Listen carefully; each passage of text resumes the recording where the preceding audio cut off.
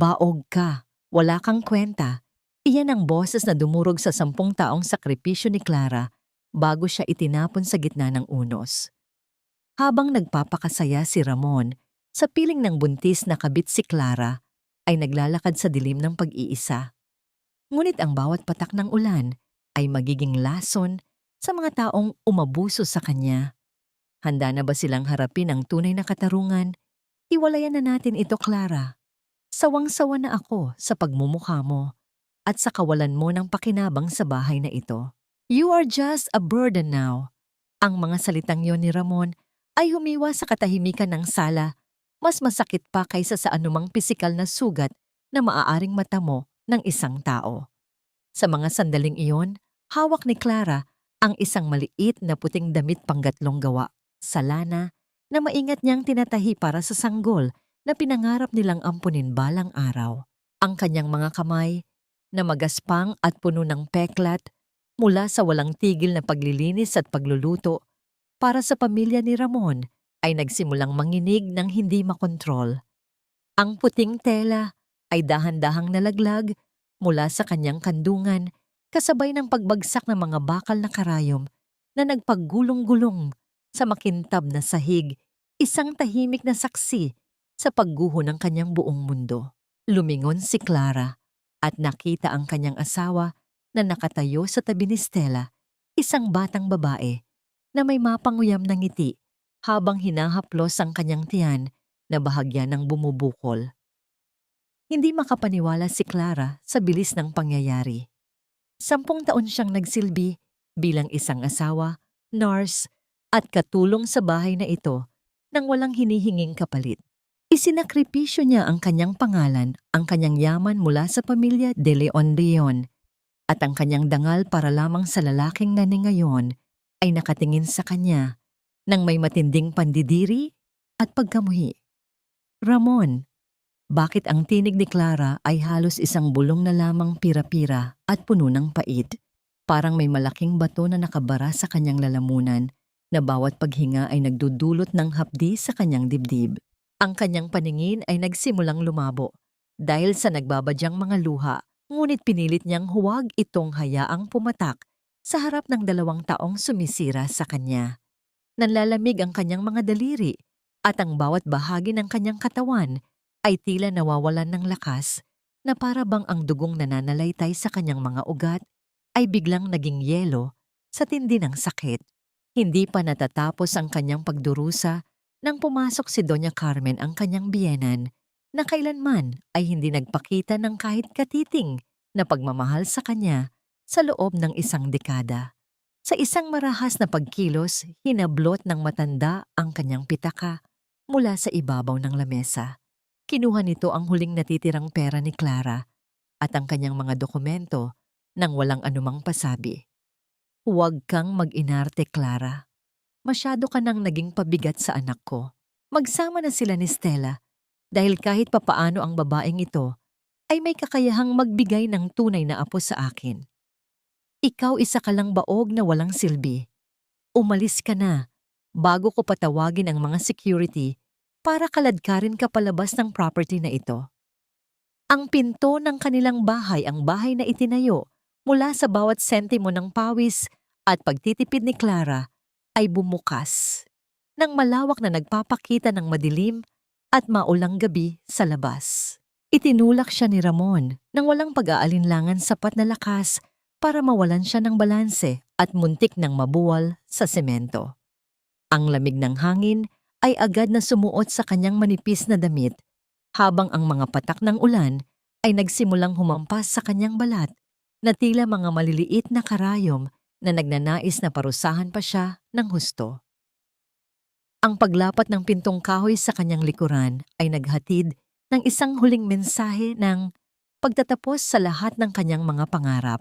Nakatayo si Clara sa gitna ng madilim na kalsada, basang-basa, at walang kahit anong kagamitan, kundi ang mga luhang sa wakas ay sumama na sa agos ng ulan sa kanyang mga pisngi.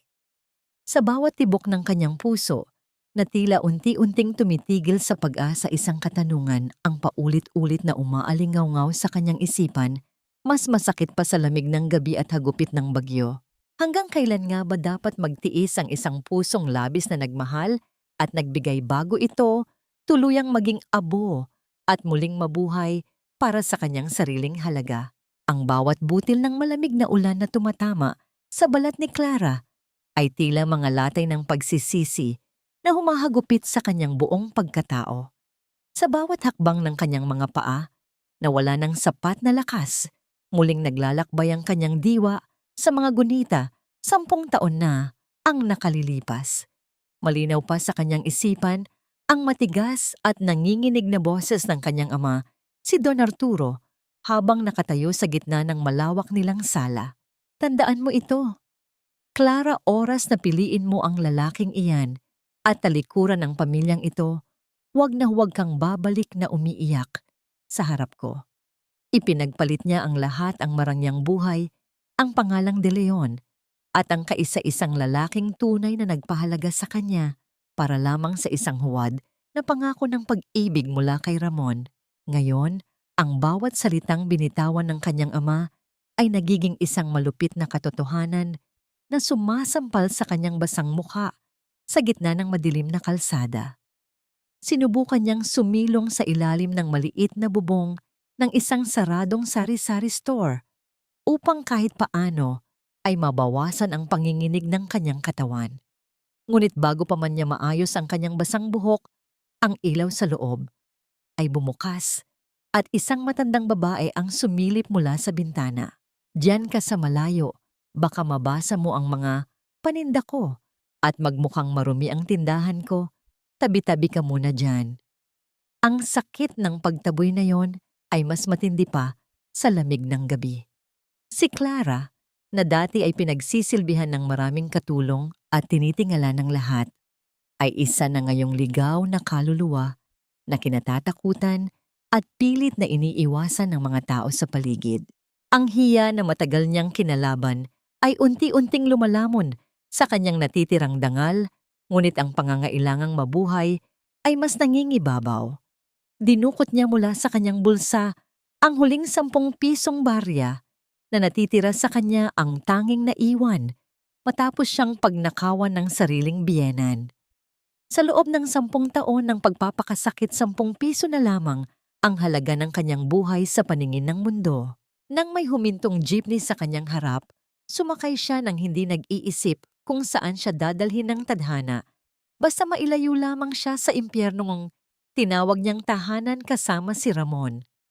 Habang tumatakbo ang sasakyan, pinagmamasdan niya ang mga ilaw ng lungsod na nagiging malabo dahil sa patuloy na pagbuhos ng ulan at sa mga luhang hindi na niya mapigilan. Ang bawat pag-uga ng jeepney ay tila nagpapaalala sa kanya na wala na siyang babalikan at ang tanging direksyon na natitira ay ang harapin ang nakaraang pilit niyang tinalikuran. Nang makarating siya sa bukana ng Forbes Park, ang eksklusibong subdibisyon kung saan matatagpuan ang mansyon ng mga De Leon, bumaba si Clara na tila isang anino sa dilim. Ang mga dambuhalang gate na gawa sa bakal ay tila mga bantay na humahadlang sa kanyang pagpasok sa mundong dati niyang kinalakihan. Ang bawat hakbang niya palapit sa kanilang tahanan ay puno ng pag-aalinlangan at takot na baka itaboy rin siya ng kanyang sariling dugo. Ang kanyang paningin ay nagsimulang umikot at ang paligid ay unti-unting nagdidilim sa kabila ng mga nagniningning na poste ng ilaw. Ang kanyang mga tuhod ay bumigay at ang tanging naramdaman niya ay ang malamig na semento bago tuluyang nawalan ng malay ang kanyang diwa. Sa gitna ng kanyang kawalan ng malay, isang pamilyar na tunog ng pagbukas ng mabigat na gate ang naghatid ng huling kislap ng pag-asa. Ang amoy ng lavender ay dahan-dahang sumuot sa kanyang malay, isang pamilyar na samyo na tila humahaplos sa kanyang mga sugatang alaala. Unti-unting iminulat ni Clara ang kanyang mga mata at bumungad sa kanya ang puting kisame na may mga detalyadong ukit na ginto, isang tanawing matagal na niyang kinalimutan. Nararamdaman niya ang lambot ng telang seda sa ilalim ng kanyang katawan na sobrang layo sa matigas at malamig na sahig ng bahay ni Ramon na kanyang kinagisnan sa loob ng mahabang panahon. Ang init ng sikat ng araw na tumatagos sa manipis na kurtina ay nagbibigay ng kakaibang ginhawa sa kanyang nanunuyo at nanginginig pa ring balat. Sa sandaling iyon, tila isang masamang panaginip lamang ang nagdaang gabi, ngunit ang kirot sa kanyang bawat kasukasuan ay nagpapaalala sa kanya ng malupit na katotohanan. Ang tunog ng dahan-dahang pagpihit ng hawakan ng pinto ay bumasag sa katahimikan ng silid. Isang matandang lalaki na may puting buhok at tindig na puno ng awtoridad, ngunit bakas ang labis na pag-aalala, ang pumasok. Si Don Arturo iyon. Nang magtagpo ang kanilang mga mata, ang lahat ng pader ng katatagan na pilit itinayo ni Clara ay gumuho sa isang segundo. Sa kabila ng panghihina, pinilit ni Clara na bumangon at bumaba mula sa kama upang lumuhod sa paanan ng kanyang ama. Ang kanyang mga hikbi ay hindi na mapigilan, bawat hagulhol ay nagmumula sa kailaliman ng kanyang kaluluwa na labis na nayurakan. "Patawad, Papa. Nagkamali ako," bulong niya, habang ang kanyang mukha ay basang-basa ng luha at ang kanyang mga kamay ay mahigpit na nakakapit sa laylayan ng suot ng kanyang ama. Hindi siya nakatanggap ng sermon o sumbat. Sa halip ay naramdaman niya ang marahan at nanginginig na mga kamay ni Don Arturo na humahawak sa kanyang mga balikat upang siya ay itayo. "Bumalik na ang prinsesa ko," ang tanging nasabi ng matanda, habang yakap ng mahigpit ang anak. Ang kanilang mga luha ay nagsama bilang tanda ng pagpapatawad at muling pagtanggap. Sa gitna ng emosyonal na tagpong iyon, isang matangkad na figura ang lumitaw sa hamba ng pinto. Si Gabriel, ang lalaking dati, ay laging nasa tabi ni Clara bago niya piliin ang maling landas, ay nakatayo doon na may hawak na baso ng gatas. Ang kanyang mga mata na dati ay puno ng ningning ay mayroon ngayong lalim ng pait at matinding pagkalinga habang pinagmamasdan ang kalagayan ng babaeng lihim niyang minahal sa loob ng maraming taon. Maingat siyang lumapit at ibinigay ang baso kay Clara. Ang init nito ay dahan-dahang lumipat sa nanginginig na mga daliri ng dalaga. Kumuha rin siya ng isang makapal na kumot at maingat na ipinatong sa mga balikat ni Clara, tinitiyak na walang kahit kaunting lamig ang muling makakapanakit sa kanya. "Ligtas ka na dito," Clara mahinahon niyang sabi, at sa boses niyang yon ay naramdaman ni Clara ang isang uri ng kapayapaan na matagal na niyang hindi nararanasan, ang pakiramdam na may isang taong handang maging kuta niya sa gitna ng digmaan. Ngunit ang katahimikan ng silid ay muling nabalot ng tensyon nang ilapag ni Gabriel ang isang pulang folder sa ibabaw ng maliit na lamesa sa tabi ng kama. Ang kanyang mukha ay naging seryoso at ang kanyang panga ay nagpapakita ng matinding pagpipigil sa galit. "Clara, habang umiiyak ka sa ulan kagabi at nawawalan ng malay sa harap ng gate na ito, may ginawa ang asawa mo sa bahay na ipinangalan sa iyo ng iyong ama bilang regalo sa kasal." Ang mga salitang ito ni Gabriel ay tila isang malamig na tubig na ibinuhos kay Clara na nagpabalik sa kanya sa realidad ng kasakiman ni Ramon. "Ano ang ginawa niya, Gab?" tanong ni Clara habang ang kanyang puso ay nagsisimulang tumibok ng mabilis dahil sa kaba. Ang sagot ni Gabriel ay hindi lamang tungkol sa pera o ari-arian, kundi tungkol sa kung hanggang saan ang kayang gawin ng isang taong minahal mo para tuluyan kang sirain. Dahan-dahang binuklat ni Gabriel ang pulang folder sa ibabaw ng lamesa at ang bawat pahina na nalalantad ay tila mga panibagong sugat na idinaragdag sa nagdurugong puso ni Clara.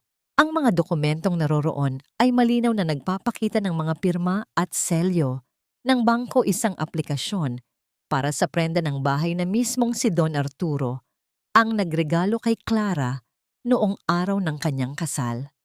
Nararamdaman ni Clara ang pangangatog ng kanyang mga daliri habang hinahawakan ang malamig na papel. Ang bahay na yon ay hindi lamang isang gusali para sa kanya, kundi ang tanging alaala ng kanyang pagpapakababa at pagtitiyaga sa loob ng 10 taon. Ngunit sa likod ng kanyang likuran, ginamit ito ni Ramon bilang garantiya para sa perang gagastusin niya sa luho ng kanyang bagong kabit. Ginamit ka niya ng husto, Clara. Akala niya ay wala kang laban dahil sa paniniwala nilang lahat na wala kang kakayahang magbigay ng anak sa kanya. Ang boses ni Gabriel ay puno ng pait at ang kanyang mga mata ay nagbabaga sa galit habang nakatingin sa mga dokumentong nagpapatunay ng panloloko ni Ramon. Isang mahina at mapait na tawa ang kumawala sa mga labi ni Clara, isang tunog na puno ng pighati at pangungutya sa sarili niyang katangahan. Ang kanyang tawa ay dahan-dahang napalitan ng isang malamig na katahimikan na tila bumabalot sa buong silid. Tumingin siya ng diretso sa mga mata ni Gabriel at sa unang pagkakataon, sa loob ng maraming taon ang kanyang mga mata ay hindi na nagpapakita ng takot, kundi ng isang katotohanang matagal na niyang ibinaon sa limot. Hindi ako ang baog, Gab. Si Ramon. Ang pag-amin na yon ay tila isang mabigat na pasanin na biglang naalis sa kanyang dibdib, ngunit ang kapalit nito ay ang sariwang hapdi ng kanyang mga nakaraang sakripisyo. Naalala ni Clara ang araw 8 taon na ang nakalilipas nang makuha niya ang tunay na resulta ng kanilang pagsusuri sa ospital. Ang doktor ay malinaw na nagpaliwanag na si Ramon ang may problema at hinding-hindi ito magkakaroon ng anak. Ngunit dahil sa labis na pagmamahal at takot na masira ang dangal ni Ramon bilang isang lalaki, pinili ni Clara na suhulan ng doktor upang palitan ang pangalan sa resulta. Tinanggap niya ang lahat ng mura, ang bawat panlalait ni Doña Carmen at ang bansag na kawayang hindi namumunga para lamang protektahan ang asawa niyang walang utang na loob. Natigilan si Gabriel ang kanyang paghinga, ay panandali ang huminto sa tindi ng pagkagulat at awa na nararamdaman para sa babaeng nasa harap niya. Hindi niya akalain na ang kabutihan ng puso ni Clara ang mismong naging sandata na ginamit ni Ramon para saktan siya ng paulit-ulit. Dahan-dahang kumuha si Gabriel ng isang malinis at puting panyo mula sa kanyang bulsa. Hindi niya hinawakan ang mukha ni Clara, sa halip ay maingat niyang idinampi ang tela sa mga luhang tahimik na dumadaloy sa mga pisngi ng dalaga. Ang layo ng kanilang distansya ay puno ng isang uri ng paggalang na kailanman ay hindi ibinigay ni Ramon kay Clara. Gusto kong durugin siya para sa bawat luhang ibinuhos mo, Clara, ang mahinang sambit ni Gabriel habang ang kanyang panga ay nananatiling matigas sa pagpipigil ng emosyon. Sa gitna ng kanilang pag-uusap, ang screen ng telepono ni Clara na nasa ibabaw ng kama ay biglang nagliwanag hudyat ng isang bagong mensahe. Ang bawat pagliwanag nito ay tila isang paalala ng mundong pilit na kumakapit sa kanya. Binuksan ni Clara ang mensahe at doon ay nabasa ang mga salitang puno ng yabang at kawalang hiyaan mula kay Ramon. Huwag na huwag kang babalik dito para manghingi ng tirang pagkain o pakiusapan akong tanggapin ka ulit. May pamilya na ako ngayon at sa wakas, magkakaroon na ako ng tunay na anak. Isang malamig na ngiti ang sumilay sa mga labi ni Clara, isang nangiting hindi pa nakikita ni Gabriel noon. Gamit ang kanyang mga nanginginig pa ring daliri, nag-type siya ng isang maikling tugon. I-enjoy mo ang bahay, Ramon, habang kaya mo pa. Ngunit habang tinititigan ni Clara ang screen, isang nakakatakot na kaisipan ang pumasok sa kanyang isip. Kung si Ramon ay baog at hinding-hindi magkakaroon ng anak, kaninong binhi ang dinadala ngayon ni Stella sa kanyang sinapupunan? Sa loob ng bahay na dati ay pinuno ng katahimikan at tahimik na pagsisikap ni Clara ngayon, ay naghahari ang isang uri ng ingay na puno ng kayabangan at huwad na rangya. Ang mga dingding na dating saksi sa mga luhang itinatago ni Clara ay nababalot na ngayon ng halakhak ni Doña Carmen habang ipinagmamalaki sa kanilang mga kapitbahay ang tungkol sa kanyang bagong manugang. Nakatayo ang matandang babae sa tapat ng kanilang bakod, suot ang mga alahas na tila lalong nagpapakintab sa kanyang mapanuring mga mata. Sinasabi ko sa inyo, sa wakas ay natapos na ang sumpa sa pamilya namin. Nang umalis ang baog na iyon, ang malakas niyang pahayag habang hinahaplos ang kanyang leeg. Ngayon, isang tunay na babae na ang nasa loob at ang aking apo na magdadala ng pangalan namin ay paparating na. Ang bawat salita niya ay tila isang lason na dahan-dahang kumakalat, nilalason ang alaala ng katapatang ipinamalas ni Clara sa loob ng isang dekada. Sa loob naman ng silid na dati ay payak at malinis, nagkakalat ang mga mamahaling gamit at mga plastik na supot mula sa mga sikat na tindahan. Nakaupo si Stella sa gitna ng kama, hawak ang isang makapal na katalugo ng mga kagamitan para sa sanggol na mula pa sa ibang bansa. Ramon, I want the best for our baby, ang sabi niya, habang itinuturo ang isang kuna na ang halaga ay katumbas na ng ilang buwang sahod ng isang ordinaryong manggagawa. I don't want anything cheap for my son. You know that, right? Si Ramon, na nakatayo sa tapat ng salamin habang inaayos ang kanyang mamahaling relo, ay tumango ng may halong kaba at pagmamalaki. Of course, babe. Gagawin ko ang lahat. Simula ngayon, wala na tayong kailangang tipirin. Sa kanyang isipan, ang titulong kinuha niya mula sa mga gamit ni Clara ay ang kanyang gintong tiket patungo sa buhay na lagi niyang pinapangarap, kahit na ang kapalit nito ay ang pagbaon sa sarili sa malalim na utang. Sa gitna ng kanilang pagpapakasasa sa karangyaan, lumabas si Doña Carmen sa likod ng bahay at nakita ang isang pares ng luma at sira-sirang tsinelas ni Clara sa ilalim ng hagdan. Ang mga tsinelas na yon ay manipis na ang swelas bakas, ang libu-libong hakbang na ginawa ni Clara para pagsilbihan ang bawat kapritsyo ng matanda, mula sa pag-akyat panaog para sa gamot hanggang sa paglilinis ng bawat sulok ng bahay. Dinampot ni Doña Carmen ang mga tsinelas, gamit lamang ang dulo ng kanyang mga daliri, tila ba ito ay isang nakakahawang sakit. Nakakadiri ang bulong niya bago ito marahas na inihagis sa tumpok ng mga basura sa gilid ng kalsada. Hindi pa siya nakontento. Lumapit siya sa basurahan at dinuraraan ng mga tsinelas na yon, isang huling pag-insulto sa lahat ng taon na ibinigay ni Clara para sa kanila. Ang kilos na yon ay isang malinaw na pagpapakita na ang pasasalamat ay walang puwang sa isang pusong puno ng kasakiman. Habang nagkakatuwaan ang mag-ina, sa sala lumingon si Stella sa paligid at dahan-dahang pumasok sa banyo, dala ang kanyang telepono. Maingat niyang isinarado ang pinto at tiniyak na walang nakakarinig sa kanya. Ang kanyang boses na kanina ay malambing at parang bata ay biglang naging matigas at puno ng takot. I told you stop calling me. Nagngangalit niyang bulong sa kabilang linya. Nagpapadala na ako ng pera, di ba? Maghintay ka lang. Malapit na kaming makuha ang buong property. Huwag kang gagawa ng kahit anong eksena kung ayaw mong wala tayong makuha kahit 5. Mabilis niyang pinatay ang tawag nang marinig niya ang mga hakbang ni Ramon sa labas ng banyo. Ang kanyang mukha ay agad na bumalik sa pagiging inosente, ngunit ang kanyang mga kamay ay bahagyang nanginginig sa takot na baka ang kanyang madilim na lihim ay mabunyag bago pa man niya makuha ang kanyang hinahangad. Nang dapit hapon na isang itim na sasakyan ang huminto sa tapat ng kanilang gate. Isang lalaking may matalim na tingin at nakasuot ng makapal na jacket ang bumaba at lumapit sa pinto. Siya ang kinatatakutang leader ng mga nagpapautang na nilapitan ni Ramon para sa mabilisang pera. Binuksan ni Ramon ang pinto nang may pilit na ngiti, ngunit ang kanyang mga tuhod ay tila naging jelo sa taba. Inabot ni Ramon ang dokumento ng titulo na akala niya ay sapat na para sa lahat ng kanyang mga hiling.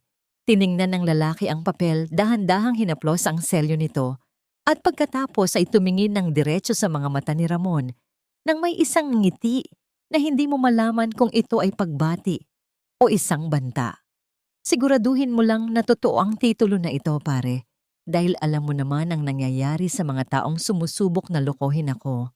Sa sandaling iyon, ang bawat hininga ni Ramon ay tila naging isang mabigat na pasanin, habang ang anino ng kanyang sariling kasinungalingan ay nagsisimulang lumukob sa kanyang huwad na paraiso. Ang bawat hibla ng buhok ni Clara na nahuhulog sa sahig ay tila mga tanikala ng nakaraan na isa-isang napuputol.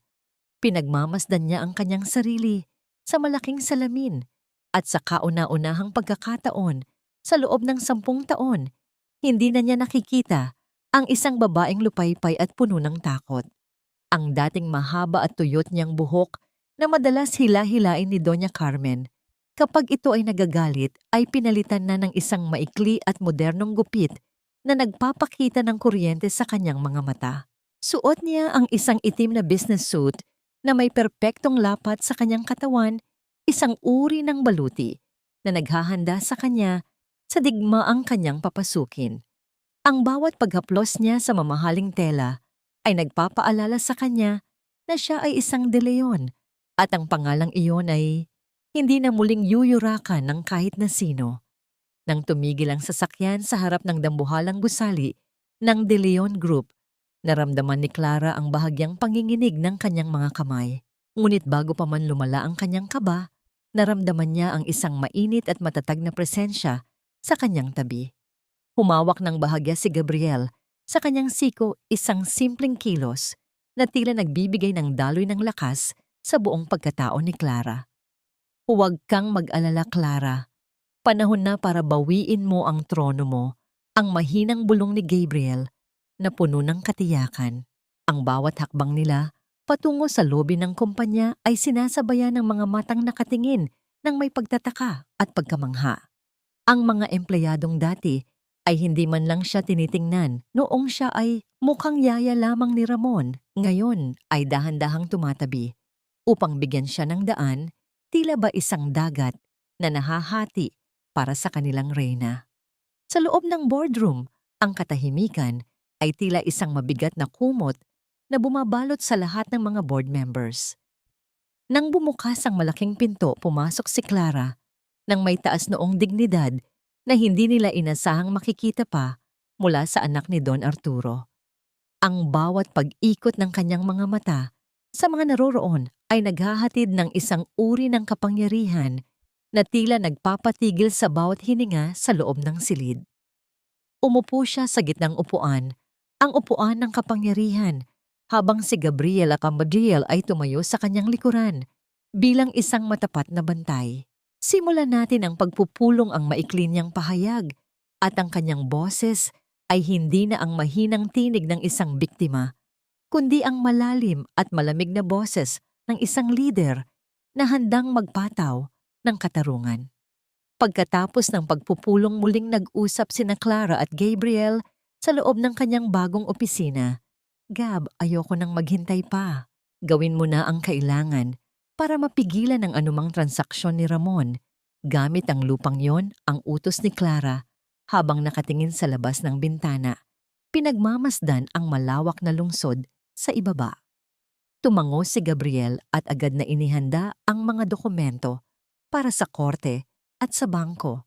Isang legal na harang ang kanilang itatayo upang matiyak na ang bawat pangarap ni Ramon na galing sa nakaw ay maglalaho na parang bula. Sa bawat pagpirma ni Clara sa mga papeles, nararamdaman niya ang isang uri ng kalayaan na unti-unting bumabalot sa kanyang puso, isang pagpapagaling na nagsisimula sa muling pagkuha ng kanyang kontrol sa sariling buhay. Samantala, sa bahay na ninakaw ni Ramon, ang kapaligiran ay puno pa rin ng maling akala ng tagumpay. Nakaupo si Doña Carmen sa sala, mayabang na umiinom ng tsaa, habang iniisip ang mga susunod na alahas na kanyang bibilhin. Ngunit ang kanyang katahimikan ay bumasag nang may kumatok sa kanilang pinto. Isang lalaking nakasuot ng uniforme ng korte ang nag-abot ng isang malaking puting sobre na may selyo ng gobyerno. Inabot ito ni Doña Carmen nang may pagtataka at nang dahan-dahan niyang sein ang papel sa loob. Ang bawat salitang nakasulat doon ay tila mga kidlat na tumama sa kanyang paningin. Ang kanyang mga kamay ay nagsimulang manginig ng labis at ang baso ng tsa ay dahan-dahang nadulas mula sa kanyang pagkakahawak na babasag sa sahig habang ang mainit na likido ay kumakalat na parang dugo. Ang dokumentong hawak niya ay isang opisyal na paunawa na ang property ay nasa ilalim na ng legal na usapin at walang sinuman ang maaaring gumalaw nito. Ang bawat hibla ng kanyang pagkatao ay nabalot ng takot habang napagtatanto niyang ang kanilang paraiso ay nagsisimula na ring gumuho. Ang paglakad ng mga kamay ng orasan sa dingding ay tila isang mabagal na tibok sa gitna ng malalim na katahimikan ng gabi sa loob ng opisina ni Clara.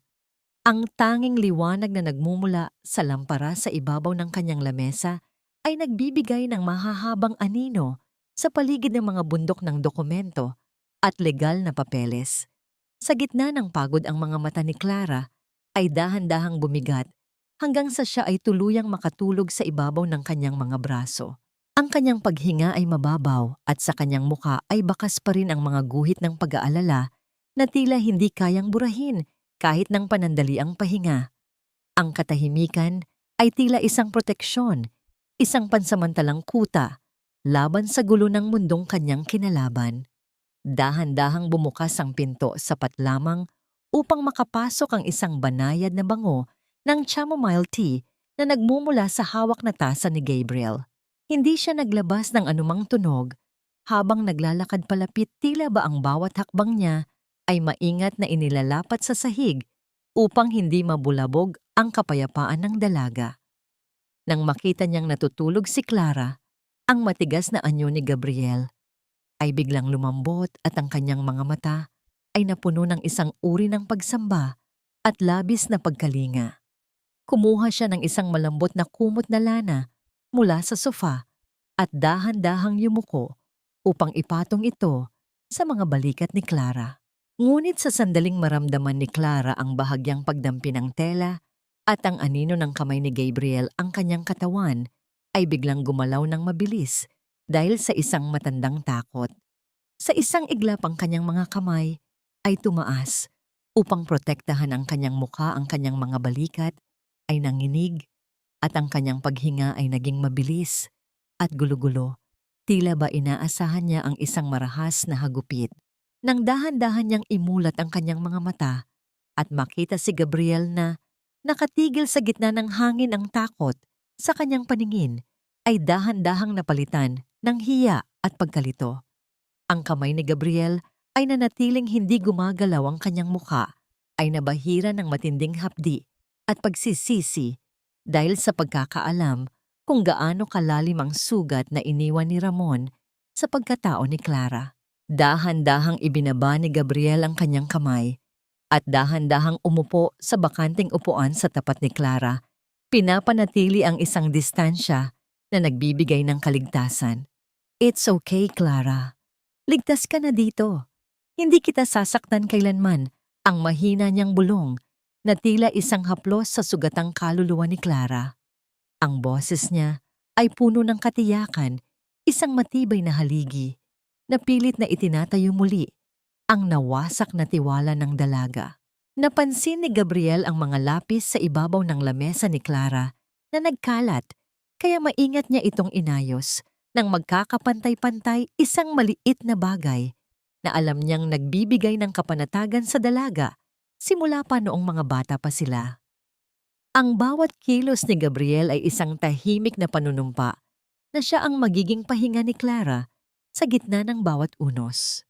Nabalik lamang ang diwa ni Clara sa kasalukuyan nang ang liwanag ng umaga ay magsimulang pumasok sa mga bintana. Ngunit ang kapayapaang iyon ay agad na nabasag ng isang marahas na boses mula sa intercom sa labas ng kanyang opisina. "Sinasabi ko sa inyo, kailangan kong makita ang CEO niyo. May mahalaga kaming pag-uusapan tungkol sa property na ito. Hindi niyo ako pwedeng pigilan." Ang boses na yon na dati ay nagahari sa bawat gabi ni Clara, sa takot ay ngayon ay puno ng desperasyon at galit, na tila isang hayop na nasusukol. Napahawak si Clara sa dulo ng kanyang lamesa. Ang kanyang puso ay nagsimulang tumibok ng mabilis habang kinikilala ang tinig ng lalaking sumira sa kanyang buhay. Si Ramon ay nasa labas at hindi siya aalis hanggang hindi niya nakukuha ang kanyang gusto. Pumasok si Ramon sa loob ng malawak na opisina na bahagyang nakayuko, ang mga balikat ang kanyang suot na polo ay may mga bakas ng pawis dahil sa pagmamadali at ka. Hawak niya ang isang asul na folder na naglalaman ng kanyang huling pag-asa, isang proyekto na pinaniniwalaan niyang magliligtas sa kanya mula sa pagkakalubog sa utang. Hindi siya tumitingin sa taong nakaupo sa malaking upuang katad na nakatalikod sa kanya. Sa halip ay nagsimula siyang magsalita ng may pilit na pagpapakumbaba. "Magandang umaga po, sir. Maraming salamat sa pagkakataong maipakita ang aking investment proposal. Sigurado po ako na ang proyektong ito ay magbibigay ng malaking kita sa inyong kumpanya," ang sabi niya habang inilalapag ang folder sa ibabaw ng lamesa nang may nanginginig na mga kamay. Dahan-dahang umikot ang upuan at ang bawat segundo ng paggalaw nito ay tila isang habambuhay na paghihintay para kay Ramon. Nang tuluyang humarap ang upuan, ang lahat ng kulay sa mukha ni Ramon ay biglang naglaho na tila ba ang lahat ng dugo sa kanyang katawan ay bumagsak patungo sa kanyang mga paa. Nakaupo si Clara sa harap niya, ang kanyang mga mata ay malamig at walang kahit anong emosyon habang ang kanyang tindig ay nagpapakita ng isang kapangyarihang hindi kailanman inakala ni Ramon na taglay nito. "Clara, anong ginagawa mong pulubi ka dito? Nakapunta ka ba dito para magmakaawa ng trabaho?" ang bulalas ni Ramon. Ang kanyang takot ay agad na napalitan ng isang mapanirang galit. "You look like a beggar playing dress up. Hindi mo ba alam na seryosong opisina ito?" Bago pa man makasagot si Clara, bumukas ang pinto at pumasok si Gabriel na may dalang mga dokumento. Ang kanyang presensya ay tila isang pader na humarang sa pagitan ni Ramon at Clara. Hindi tiningnan ni Gabriel si Ramon. Sa halip ay kinuha niya ang asul na folder sa ibabaw ng lamesa at nang walang pag-aalinlangan ay dahan-dahan itong binitawan patungo sa loob ng basket ng basura sa gilid. Ang tunog ng pagbagsak ng papel sa loob ng plastik ay tila isang huling hatol sa pangarap ni Ramon. Ang kumpanyang ito ay hindi tumatanggap ng mga basurang proyekto, lalo na kung galing ito sa isang taong ang tanging talento ay ang maging lintas sa pawis ng iba. Ang malamig na pahayag ni Gabriel habang nakatingin ng diretso sa mga mata ni Ramon nang may matinding pagmamaliit. Tumayo si Clara mula sa kanyang upuan, ang kanyang bawat kilos ay puno ng biyaya at awtoridad. Lumapit siya ng bahagya kay Ramon, sapat lamang upang makita ang bawat butil ng pawis sa noo ng kanyang dating asawa. "Ramon, ang tingin mo sa akin ay pulubi dahil ang tanging nakikita mo lang ay ang halaga ng isang tao batay sa kung ano ang maaari mong nakawin sa kanila. Pero ngayon, tingnan mo ang paligid mo. Ang bawat sulok ng gusaling ito ay pag-aari ko at ang proyektong idinudulog mo. Hindi ko kailangan ng basura mula sa isang taong hindi man lang kayang tumayo sa sariling mga paa." Nang hindi nandaraya ang sabi ni Clara, ang kanyang boses ay hindi sumisigaw, ngunit ang bawat salita ay tila isang matalim na kutsilyo na humihiwa sa natitirang yabang ni Ramon. Ang mukha ni Ramon ay naging kulay lila sa tindi ng pagkapahiya at galit dahil sa hindi niya matanggap na ang babaeng itinapon niya sa ulan ay ngayon ang siyang humahawak sa kanyang leeg. Mabilis niyang itinaas ang kanyang kamay, nagnanais na iwanan ng isang marahas na marka ang pisngi ni Clara, gaya ng madalas niyang gawin noon. Ngunit bago pa man lumapat ang kanyang palad, isang matigas at malakas na kamay ang sumunggab sa kanyang pulso sa gitna ng hangin. Si Gabriel ay tumayo sa harap ni Clara, ang kanyang panga ay nangangalit at ang kanyang mga mata ay nanlilisik sa galit. "Huwag mong susubukang hawakan ang paborito ng tadhana, Ramon. Kung ayaw mong mabali ang bawat buto sa kamay," na yan ang galing na banta ni Gabriel habang lalong hinihigpitan ang pagkakahawak na tila dudurugin ang mga buto ni Ramon. Binitawan ni Gabriel ang kamay ni Ramon nang may puwersa na nagdulot sa huli na kailangang humawak sa gilid ng lamesa para hindi matumba. Habang pilit na inaayos ni Ramon ang kanyang sarili, tumingin siya kay Clara nang may isang nakakatakot na ngiti Isang nangiting puno mong lason. Akala mo ba panalo ka na, Clara? Baka nakakalimutan mo ang mga video natin sa lumang laptop ko. Isang click ko lang at ang reputasyon ng bagong CEO ng De Leon Group ay magiging abo sa buong internet. Tandaan mo, yan ang banta niya bago siya tinalikuran ng mga security guards upang kaladkarin palabas. Naiwang nakatayo si Clara, ang kanyang mga kamay ay bahagyang nanginginig sa muling pagkabuhay ng mga madidilim na alaala. Ngunit ang kanyang pag-iisip ay agad na naputol ng tumunog ng malakas ang telepono ni Ramon na naiwan sa sahig. Isang tawag mula kay Stella ang rumehistro sa screen at ang boses nito ay puno ng takot at sakit na umaalingaw-ngaw sa katahimikan. Ramon, tulungan mo ako. Dumudugo ako, lalabas na ang bata. Ang amoy ng antiseptic at ang malamig na hangin ng ospital ay tila nagbibigay ng isang huwad na kapanatagan sa gitna ng nagaganap na kaguluhan sa buhay ni Ramon. Sa loob ng silid paggamutan, ang mahinang iyak ng isang bagong silang na sanggol ay bumalot sa paligid, isang tunog na nagdala ng labis na katuwaan sa mukha ni Doña Carmen. Habang nakatingin sa maliit na bata na nakabalot sa asul na kumot, ang matandang babae ay tila nakalimot sa lahat ng banta ng bangko at sa kahihiyang dinanas nila sa opisina ni Clara. Sa wakas, isang lalaki, ang tunay na tagapagmana ng pamilya natin, ang bulalas niya habang nanginginig ang boses sa galit at saya. Ipapakita natin sa baog na yon na hindi natin siya kailangan. Ngayong narito na ang apo ko, wala na siyang puwang sa mundong ito. Si Ramon, sa kabila ng malaking pagod at sa bigat ng mga utang na unti-unting lumulunod sa kanya, ay naramdaman ng isang uri ng tagumpay na akala niya ay sapat na para burahin ang kanyang pagkatalo. Nilapitan niya si Stella na nakahiga sa kama, maputla, ngunit may bakas ng tagumpay sa kanyang mga mata. "Babe, we did it. We need to celebrate this. I want the biggest handaan in the neighborhood. Gusto kong makita ng lahat na tayo ang panalo," ang sabi ni Ramon habang hinahaplos ang kamay ni Stella. Hindi niya alintana na ang perang gagamitin niya ay galing sa mga loan shark na may matataas na interes. Ang mahalaga sa kanya sa mga sandaling iyon ay ang maibalik ang kanyang nasirang pagkatao sa harap ng mga taong tumalikod sa kanya. Ang kanilang pangarap ay tila isang magandang kastilyo, ngunit hindi nila napapansin ang mga malalalim na lamat na unti-unting bumibitak sa pundasyon nito. Samantala, sa tahimik na hardin ng mga De Leon, si Clara ay abala sa pag-aayos ng kanyang mga rosas.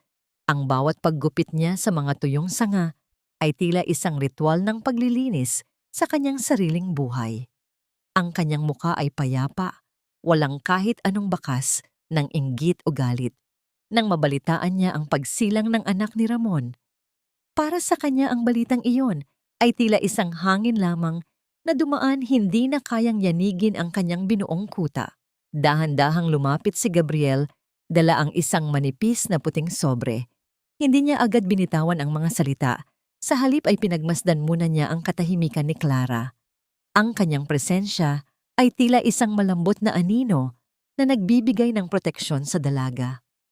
"Clara, ito na ang hinihintay natin," ang mahina niyang sabi, habang iniabot ang sobre na naglalaman ng resulta ng DNA test na palihim niyang ipinagawa. Binuksan ni Clara ang sobre nang may dahan-dahang pagkilos ang kanyang mga mata ay nananatiling matatag habang binabasa ang bawat teknikal na salita sa loob ng papel.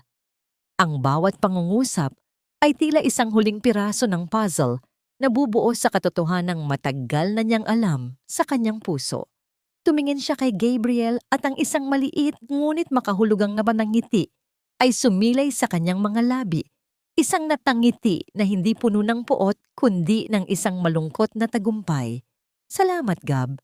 Ngayon alam ko na kung paano ko sila haharapin ng may ganap na kalayaan," ang bulong ni Clara. Sa sandaling iyon, ang hangin ay tila naging mas presko at ang bigat na daladala niya sa loob ng 10 taon ay tuluyan ng naglaho na pinalitan ng isang matibay na pasya. Habang ang pamilya ni Ramon ay abala sa pagpaplano ng kanilang marangyang selebrasyon, Isang misteryosong lalaki na nakasuot ng kupas na jacket at nakasubsob ang sombrero ay laging nakatambay sa tapat ng nursery window ng ospital. Ang kanyang mga mata ay hindi umaalis sa sanggol ni Stella at ang kanyang mga kamay ay mahigpit na nakakapit sa gilid ng salamin. Tila ba may isang malalim na koneksyon na hindi dapat malaman ng sinuman. Ang bawat paghinga ng lalaki ay tila isang banta sa huwad na kaligayahan ni Ramon, isang lihim na naglalakad sa dilim at naghihintay lamang ng tamang pagkakataon upang lumitaw at wasakin ang lahat. Sino ang lalaking ito at ano ang kanyang tunay na pakay sa anak na itinuturing ni Ramon na kanyang huling pag-asa? Ang paligid ng bahay na dati ay saksi sa bawat butil ng pawis ni Clara ay nababalot na ngayon ng isang huwad na ningning. Ang mga bagong kortinang gawa sa pilus na kulay ginto ay nakasabit sa mga bintana. Tila ba sapat na ang mga ito upang itago ang mga bitak sa pundasyon ng katapatan ng pamilyang naninirahan sa loob. Si Doña Carmen ay abala sa pag-uutos sa mga bagong katulong. Ang kanyang boses ay umaalingaw sa bawat sulok habang ipinapakita ang kanyang mga bagong alahas na binili mula sa perang hiniram ni Ramon sa mga loan shark. Kailangan nating ipakita sa lahat na ang pamilya natin ang pinakamataas sa lugar na ito. Ang kumpas ng kanyang mga kamay ay puno ng kayabangan. I want the most expensive catering for the baptism. Walang dapat masabi ang mga tao kundi ang paghanga sa aking apo. Si Ramon na nakasandal sa pintuan ng sala ay may hawak na isang baso ng alak habang pinagmamasdan ang kanyang ina. Ang kanyang mga mata ay may mga itim na bilog sa paligid, bakas ng mga gabing hindi siya nakakatulog dahil sa takot sa mga taong naghahanap sa kanya para sa bayad. Ngunit sa tuwing titingnan niya si Stella na masayang naglalakad, dala ang mga mamahaling supot ng biniling damit, ang kanyang kaba ay panandali ang napapalitan ng isang maling paniniwala na kontrolado pa rin niya ang lahat. Don't worry, Ma. Ibinigay ko na ang lahat ng kailangan nyo. This party will be our grand statement, ang sabi niya, kahit na ang bawat paghinga niya ay tila isang pabigat sa kanyang dibdib dahil sa katotohanang ang titulo ng lupa na kanyang isinangla ay unti-unti nang nadudulas sa kanyang mga kamay. Sa loob ng nursery, si Stella ay nakaupo sa tabi ng kuna ng sanggol, ngunit ang kanyang atensyon ay hindi nakatuon sa natutulog na bata. Ang liwanag mula sa kanyang telepono ay tumatama sa kanyang mukha na nagpapakita ng isang ekspresyong puno ng takot at galit. Ang bawat mensahe na dumarating ay tila isang lason na pumapatay sa kanyang katahimikan. Ang taong nasa kabilang linya ay hindi tumitigil sa paghingi ng mas malaking halaga na nanakot na lilitaw sa mismong araw ng selebrasyon upang sabihin ang lahat ng katotohanan. Dahan-dahang hinaplos ni Stella ang kanyang leeg. Pakiramdam niya ay may isang invisible na kamay na sumasakal sa kanya. Kailangan niyang makakuha ng pera mula kay Ramon sa lalong madaling panahon bago pa man maging abo ang lahat ng kanyang pinaghirapang kasinungalingan. Habang ang bagyo ng kasakiman ay namumuo sa bahay ni Ramon, ang kapaligiran sa opisina ni Clara ay tila isang oasis ng kapayapaan at katiyakan. Nakaupo si Clara sa kanyang lamesa, pinagmamasdan ang isang simpleng invitation card na ipinadala ni Doña Carmen bilang isang malinaw na pang-uuyam. Isang mapait, ngunit kalmadong nangiti ang sumilay sa kanyang mga labi. Dahan-dahang pumasok si Gabriel, dala ang isang maliit na kahon na nakabalot sa asul na papel. Pinagmasdan niya ang katahimikan ni Clara at sa kanyang mga mata ay makikita ang isang malalim na paghanga sa tibay ng loob ng babaeng ito. Handa na ba ang regalo natin para sa kanila?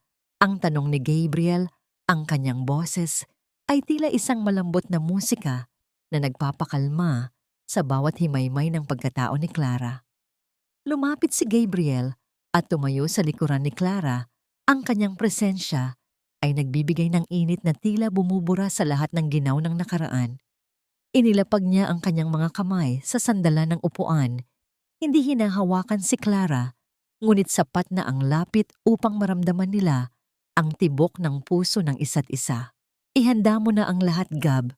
Gusto kong makita nila kung paano gumuho ang kanilang mga kastilyo habang sila ay nasa itaas, ang mahinang tugon ni Clara.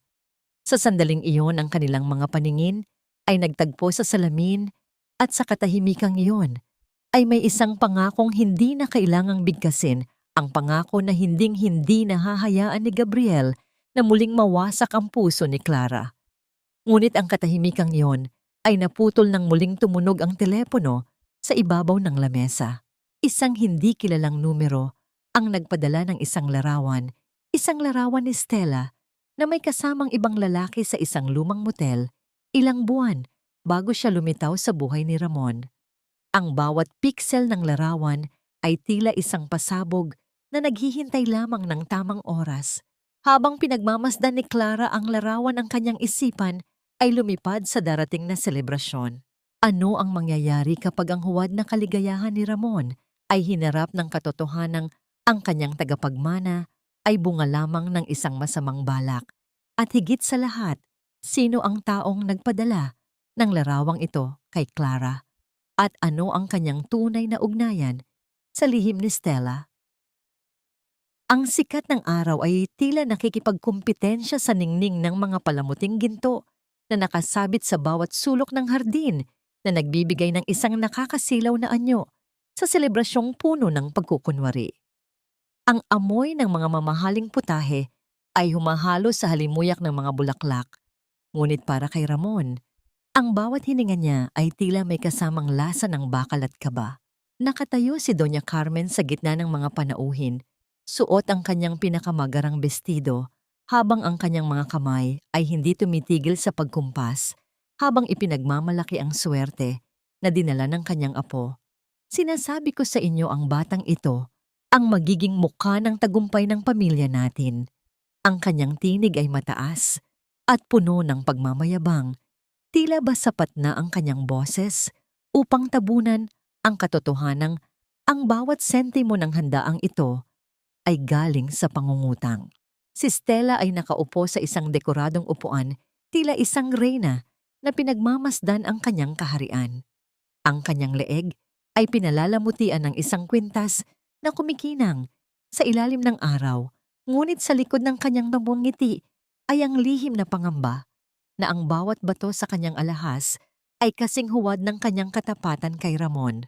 Ang kanyang mga mata ay hindi tumitigil sa pag-ikot naghahanap sa bawat mukha ng mga panauhin, tinitiyak na walang sino mang pamilyar na anino mula sa kanyang madilim na nakaraan ang sumulpot. Ang bawat paghaplos niya sa kanyang mamahaling tela ay isang paraan upang pakalmahin ang nanginginig niyang mga daliri, lalo na nang mapansin niya ang isang lalaking nakatayo sa dulo ng hardin na nakatingin sa kanya nang may malamig na ngiti. Sa kabilang dako, si Ramon ay tila isang taong nakatayo sa gitna ng isang mabuway na tulay. Ang kanyang mga palad ay basa ng pawis at ang bawat paglunok niya ay tila may bumabarang malaking bato sa kanyang lalamunan. Sa gitna ng mga kamag-anak na abala sa pagkain, nakita niya ang tatlong lalaki na nakasuot ng itim na barong, ngunit ang kanilang mga mata ay hindi nagpapakita ng saya. Sila ang mga tauhan ng mga nagpapautang na kanyang nilapitan. Ang bawat pagtango nila sa kanya ay tila isang tahimik na banta na ang oras ng pagbabayad ay mabilis na lumalapit. Pilit niyang pinanatili ang nangiti sa kanyang mga labi habang nakikipagkamay, ngunit ang bawat tibok ng kanyang puso ay tila isang babala na ang lahat ng kanyang ipinundar na kasinungalingan ay malapit na ring gumuho. Isang waiter ang dahan-dahang lumapit kay Stella at nag-abot ng isang maliit na puting table napkin na may nakasulat na mensahe. Ang dahan-dahang pagbuklat ni Stella sa papel ay nagdulot ng biglaang pamumutla sa kanyang mukha. Tao lang din ako, Stella, at alam ko kung nasaan ang tunay na tatay ng bata. Magkita tayo sa likod ng gazebo kung ayaw mong matapos ang party na ito sa isang iskandalo. Ang bawat salita sa papel ay tila mga latay na humahagupit sa kanyang pagkatao. Dahan-dahang tumayo si Stella, pilit na inaayos ang kanyang sarili habang ang kanyang paghinga ay naging mabilis. at gulo-gulo sa tindi ng takot na baka ang lahat ng kanyang marangyang buhay ay maglaho sa isang iglap lamang. Habang nagaganap ang lahat ng ito sa labas ng mansyon, ang dahan-dahang paghinto ng isang makintab na sasakyan ay naging hudyat ng pagdating ng isang panauhing hindi nila inaasahan. Ang bawat pag-ikot ng gulong sa graba ng daan ay tila naghahatid ng isang uri ng katarungang matagal nang hinihintay. Lumabas si Gabriel, ang kanyang tindig ay puno ng awtoridad habang hawak niya ang isang selyadong sobre na naglalaman ng huling hatol para sa pamilyang Linsil ang gawa. Kasunod niya ay si Clara, na ang kagandahan ay tila isang apoy na handang tumupok sa bawat huwad na ningning ng handaang iyon. Ang bawat hakbang nila patungo sa hardin ay puno ng isang uri ng kapayapaan na tanging ang mga taong nasa panig ng katotohanan ang nagtataglay. Nang pumasok sina Clara at Gabriel, sa gitna ng selebrasyon ang lahat ng tawanan at ingay ay dahan-dahang naglaho na pinalitan ng isang mabigat na katahimikan. Ang mga mata ni Ramon ay nanlaki sa gulat at ang kanyang baso ng alak ay dahan-dahang nadulas mula sa kanyang pagkakahawak na nagresulta sa pagtapon ng likido sa kanyang mamahaling sapatos. Tumingin si Clara nang diretso sa kanya ang kanyang mga mata ay walang galit kundi isang malalim na pagkahabag para sa isang lalaking nabulag ng sariling kasakiman.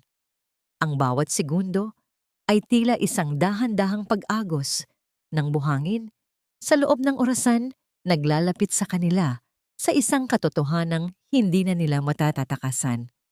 At sa gitna ng selebrasyong ito, may isang lihim na selyadong sobre na hawak ni Gabriel, isang regalong hindi kailanman malilimutan ni Ramon.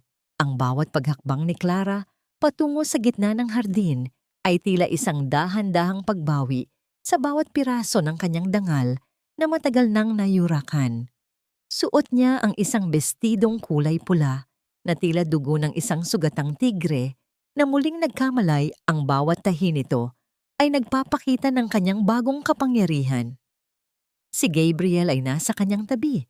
Ang kanyang tindig ay tila isang kuta na nagpoprotekta sa dalaga mula sa anumang masamang tingin ng mga panauhin. Ang lahat ng tawanan at ingay sa paligid ay dahan-dahang humupa na pinalitan ng isang mabigat na katahimikan na tila ba ang lahat ng hangin sa hardin ay biglang nawala. Iniiwan ang mga panauhin na nakanganga sa ganda at awtoridad na taglay ni Clara. Anong ginagawa ng pulubing ito rito?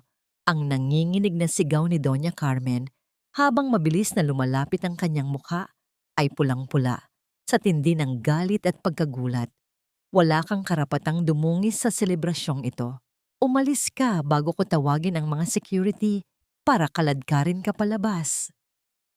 Ang kanyang mga kamay ay nanginginig habang itinuturo ang pintuan, ngunit ang kanyang boses ay tila isang mahinang ihip na lamang ng hangin sa harap ng katatagan ni Clara. Hindi kumibo si Clara, sa halip ay tiningnan niya ang matanda nang may isang uri ng pagkahabag na tila ba tinitingnan niya ang isang taong nawala na ng katinuan.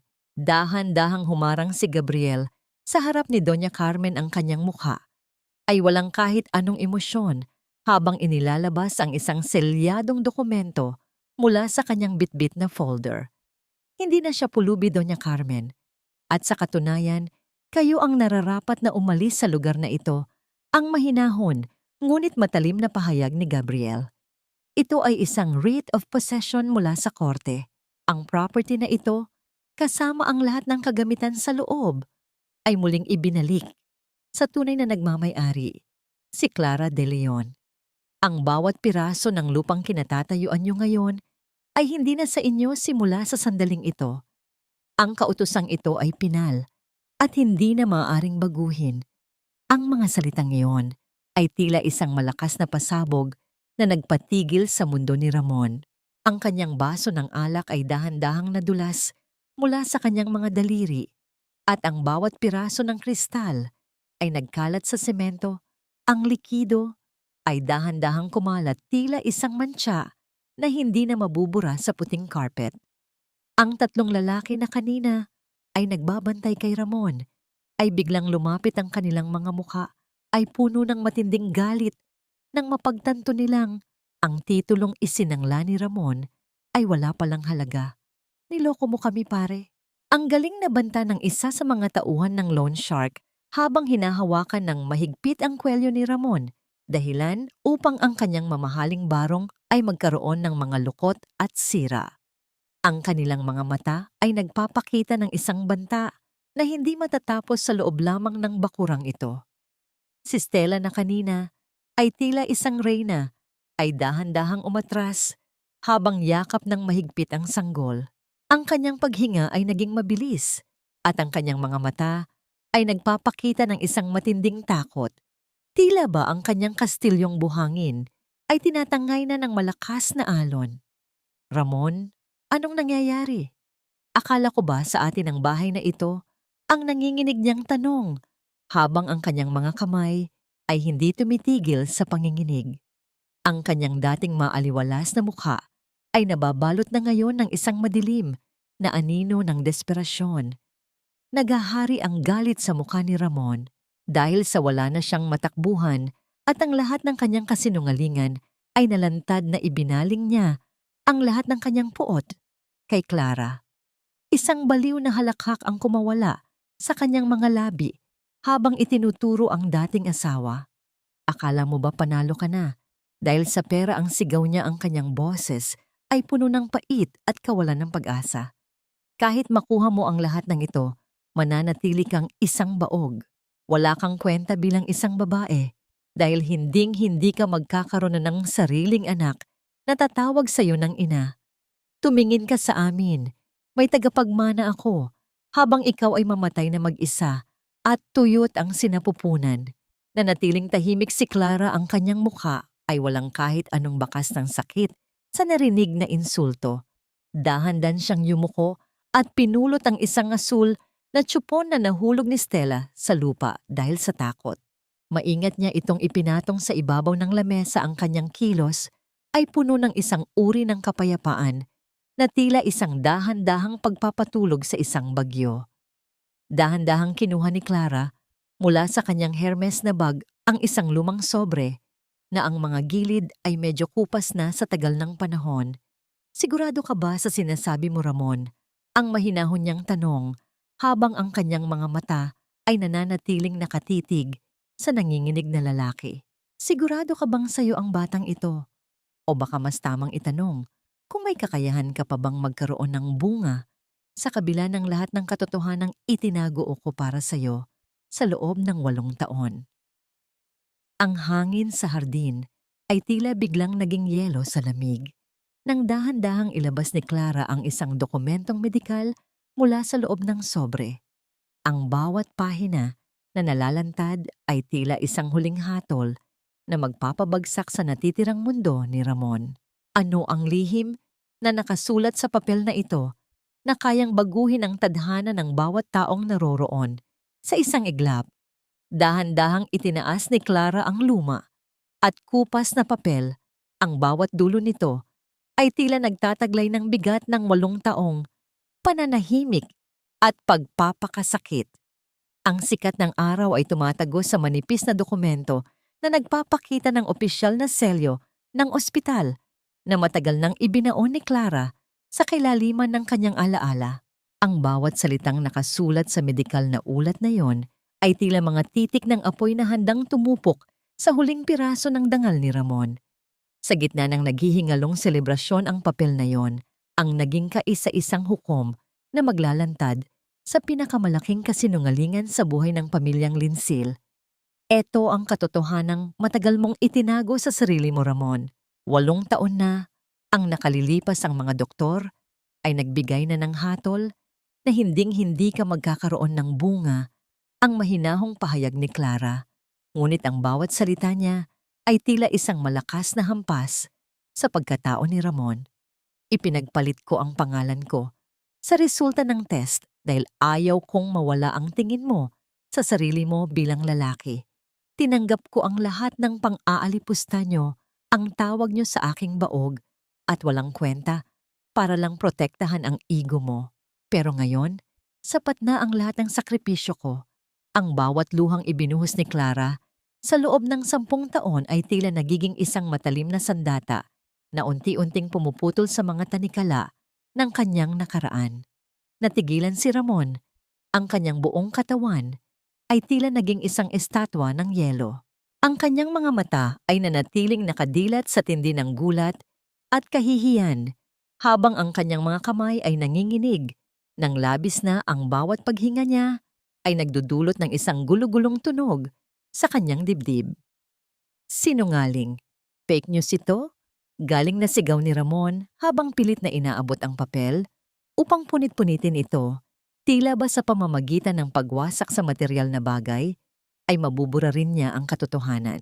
Ngunit bago pa siya makalapit mabilis na inilabas ni Gabriel ang kanyang telepono at pinindot ang isang file. Ang boses ng isang matandang doktor ay pumailan lang sa hardin, malinaw na nagsasabi tungkol sa transaksyong ginawa ni Clara. 8 taon na ang nakalilipas upang protektahan ang asawa. Ang bawat salita mula sa recording ay tila isang kumpirmasyon na nagpabagsak sa huling depensa ni Ramon.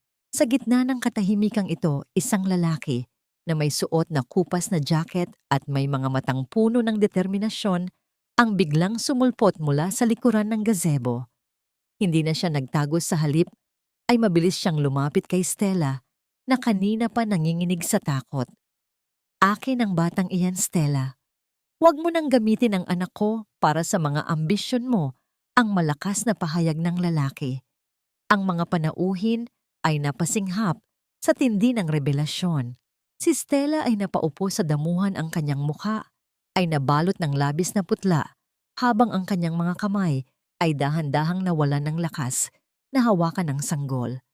Si Doña Carmen na kanina ay punong-puno ng yabang ay biglang napahawak sa kanyang dibdib. Ang kanyang mga mata ay nanlabo at ang kanyang katawan ay dahan-dahang bumagsak patungo sa semento, tila isang puno na nawalan ng ugat, habang ang bawat pangarap niya para sa pamilya ay naging abo sa kanyang paningin. Dahil sa tindi ng pagkapahiya at galit na tila isang bulkan na sumabog, ibinaling ni Ramon ang lahat ng kanyang puot kay Stella. Hindi niya alintana ang mga tao sa paligid nang akmain niyang saktan ang babaeng naging mitya ng kanyang tuluyang pagbagsak. Ngunit bago pa man dumapo ang kanyang kamay, ang mga tauhan ng loan shark at ang mga security guards ni Gabriel ay mabilis na humarang. Kaladkarin na siya palabas ang malamig na utos ni Gabriel. Ang bawat pagkaladkad kay Ramon patungo sa labas ng gate ay tila isang simbolo ng paglilinis sa buhay ni Clara. Tumingin si Clara sa huling pagkakataon sa kaguluhan sa kanyang likuran, ngunit sa pagkakataong ito, wala na siyang naramdamang kahit anong pait. Dahan-dahang tumalikod si Clara at nagsimulang maglakad palayo sa mansyon na dati niyang tinawag na impyerno. Ang bawat hakbang niya sa graba ng daan ay tila isang musika ng kalayaan. Habang papalapit siya sa sasakyan, isang girot ng huling alaala ang gumapang sa kanyang puso. Dahilan upang ang isang kaisa-isang girot ng luha ay gumulong sa kanyang pisngi.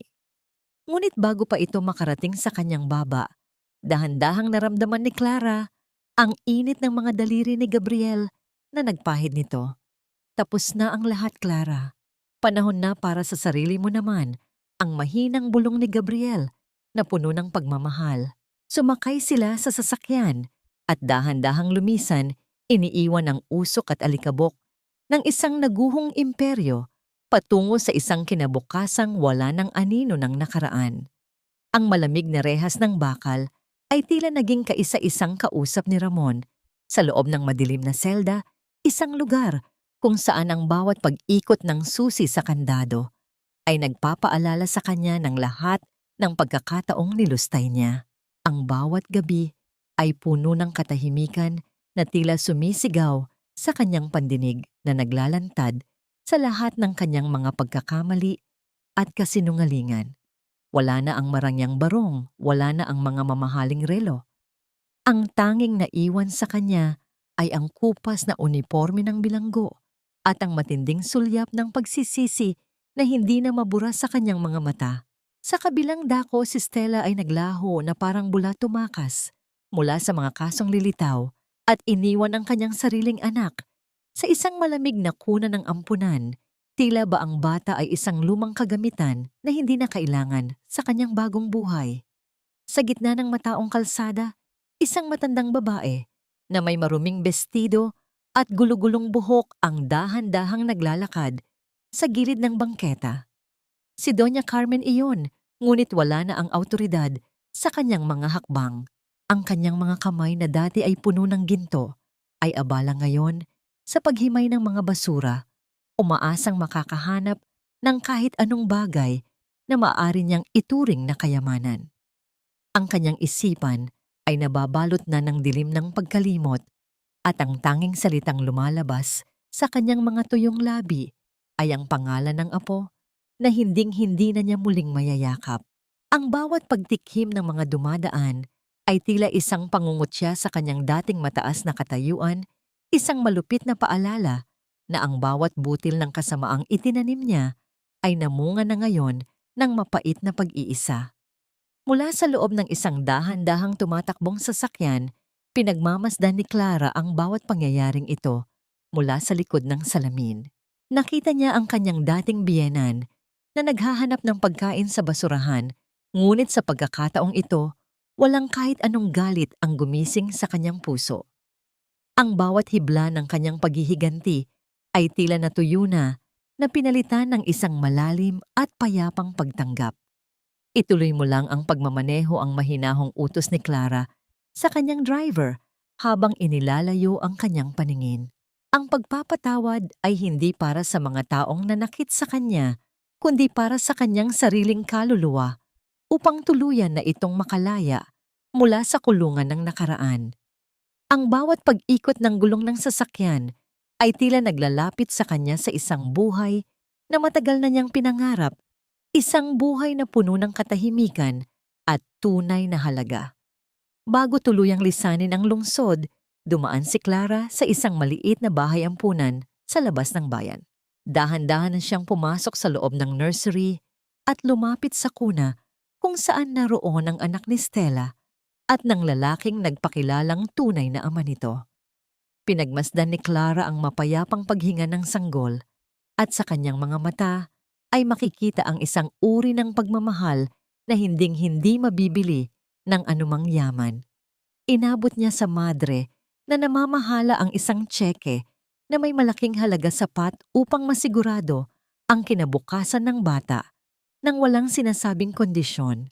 Gusto ko lang na lumaki siyang may mabuting puso, ang tanging nasabi ni Clara habang hinahaplos ang maliit na kamay ng sanggol. Ang bawat kilos niya ay puno ng biyaya, isang patunay na ang kanyang pagkabaog ay hindi hadlang upang maging isang ina sa mga nangangailangan. Pagbalik ni Clara sa kanyang opisina, isang kakaibang katahimikan ang bumati sa kanya. Wala si Gabriel sa kanyang karaniwang pwesto sa labas ng pinto.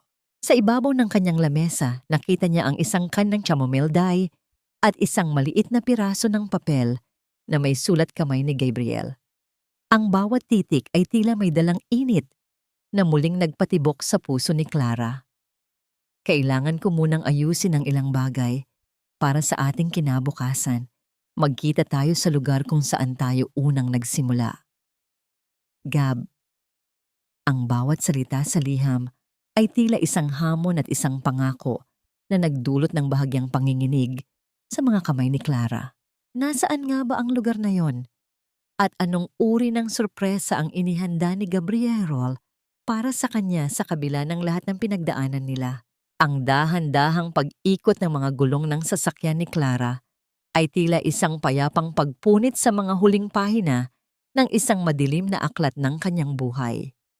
Habang binabagtas niya ang matarik na daan, patungo sa burol na nasa likuran ng kanilang lumang paaralan, ang sikat ng araw ay nagsisimula nang humalik sa abot-tanaw na nagbibigay ng kulay kahel at lila sa buong langit. Ito ang lugar kung saan ang lahat ay nagsimula. Ang mga pangarap na bata pa, ang mga lihim na tinginan at ang mga pangakong binuo bago pa man lamunin ng mundo ang kanyang katinuan sa loob ng 10 taon. Ang bawat pagaspas ng mga damong kogon sa banayad na ihip ng hangin ay tila isang pamilyar na musika na bumabati sa kanyang pagbabalik sa kanyang tunay na sarili.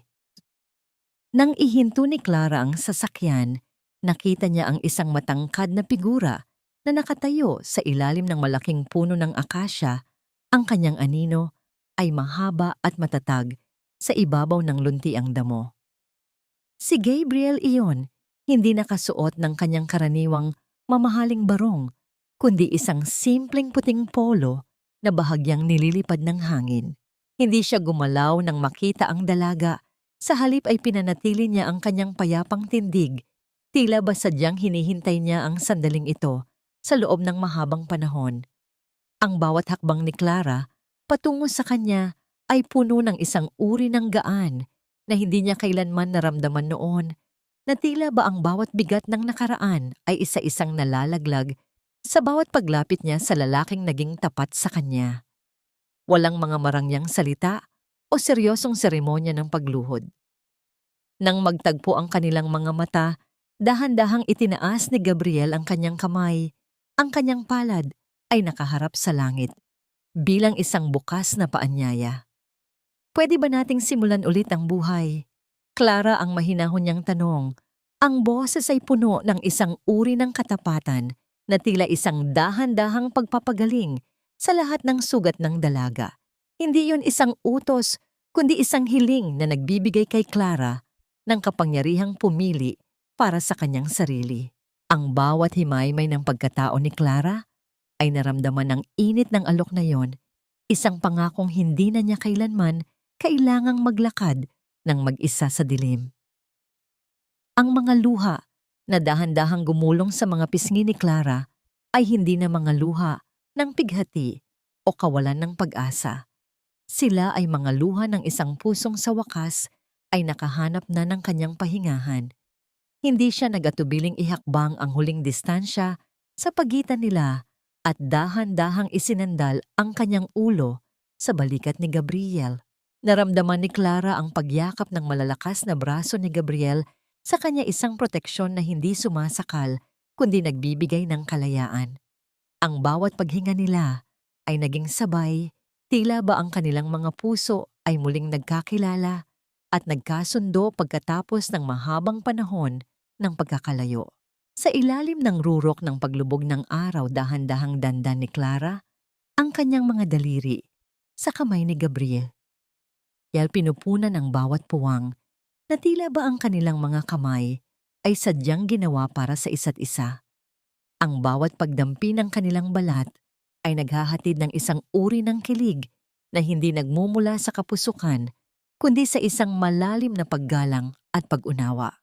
Pinagmamasdan nila ang dahan-dahang pagkawala ng liwanag at ang paglitaw ng mga unang bituin sa langit, isang hudyat na ang gabi ay hindi na dapat katakutan, kundi oras para sa panibagong panaginip na may kasiguraduhan. Nabalot sila ng isang mahiwagang katahimikan habang ang bawat alaala ng pait ay tuluyan nang natutunaw sa init ng kanilang pagmamahalan. Habang dahan-dahang naglalakad ang dalawa patungo sa sasakyan, ang anino ng nakaraan ay tuluyan ng naglaho na pinalitan ng isang ginintuang liwanag ng pag-asa na hinding-hindi na muling magdidilim. At sa bawat segundo ng kanilang pagsasama, ang mundong dati ay tila isang kulungan ay naging isang malawak na hardin ng mga bagong simula. Ang bawat sandali sa buhay ni Clara ay tila isang dahan-dahang pagpinta ng isang bagong obra maestra, kung saan ang bawat kulay ng pighati ay napalitan na ng mga kulay ng pag-asa. 2 taon ang mabilis na lumipas mula nang gumuho ang kanyang mundong punong-puno ng kasinungalingan, at ang bawat araw na dumarating ay tila isang banayad na haplos ng tadhana sa kanyang sugatang puso. Nakatayo si Clara sa balkonahe ng kanilang bagong tahanan, pinagmamasdan ang mga bulaklak ng sampagita na dahan-dahang bumubuka sa ilalim ng maliwanag na buwan. Ang bawat simoy ng hangin ay nagdadala ng halimuyak ng kapayapaan, isang amoy na matagal na niyang hindi naramdaman noong siya ay nakakulong pa sa anino ni Ramon. Ang bawat tunog ng kanyang paghinga ay puno ng pasasalamat habang inaalala ang mga taong minsang naging lason sa kanyang buhay.